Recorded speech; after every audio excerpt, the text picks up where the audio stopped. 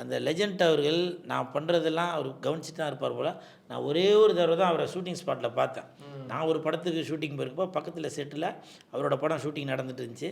சரி அவரை போய் பார்க்கலாமே அப்படின்னு சொல்லி பார்க்குறப்போ அவர் என்கிட்ட அவ்வளோ கேஷுவலாக பேசினார்.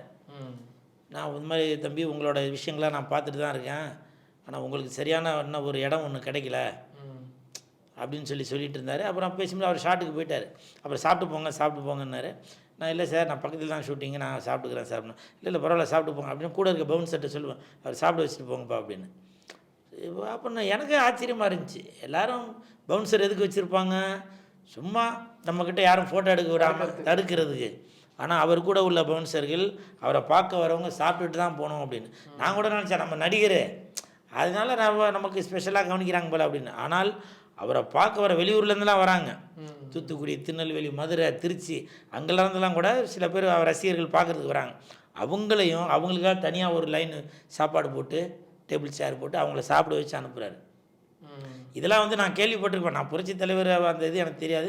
ஆனால் அப்போது நீங்கள் கண் கூட பார்த்தது புரட்சி தலைவர் அந்த மாதிரிலாம் பண்ணுவார் ஷூட்டிங் ஸ்பாட்டில் அப்படி நான் கேள்விப்பட்டிருக்கேன். ஆனால் இதை நான் கண் கூட பார்த்தேன்.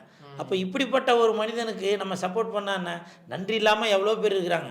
எத்தனை இயக்குனர்கள், எத்தனை டைரக்டருங்க வியாழக்கிழமை மணிக்கு என் கையை பிடிச்சி சொல்லியிருக்காங்க தெரியுங்களா? யாரையோ நடிக்க வச்சுட்டு நாளைக்கு நம்ம படம் ரிலீஸ் ஆகுது, நீங்கள் தான் கொஞ்சம் சப்போர்ட் பண்ணோம், நம்ம அடுத்த படத்தில் உங்களுக்கு நான் அதை பண்ணுறேன் இதை பண்ண எவ்வளோ பேர் என்ன ஏமாற்றிலாம் இருக்காங்க.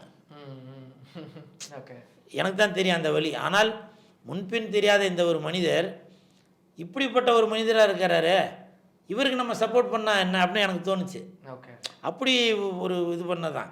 மற்றபடி ஒன்றும் அவருக்காக பொய் சொல்லி போகிறேன்னு சொல்லி அப்படிலாம் எதுவும் இல்லை. அவரை பார்த்தேன், நல்ல மனிதனாக தெரிஞ்சார்.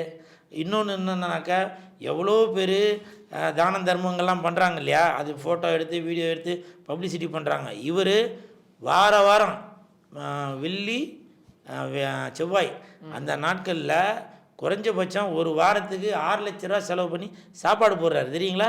இதெல்லாம் நிறையா பேருக்கு தெரியாது. அவரும் இது வரைக்கும் பப்ளிசிட்டி பண்ணதில்லை. நான் அவரை பற்றி விசாரிக்க ஆரம்பித்து தான் இந்த மாதிரி சொன்னாங்க. இந்த மாதிரிலாம் அவர் பண்ணிகிட்ருக்காருங்க. அப்போ கிட்டத்தட்ட சாப்பாட்டுக்காகவே மாதத்துக்கு 20-30 லட்ச ரூபா செலவு பண்ணுறாராம்.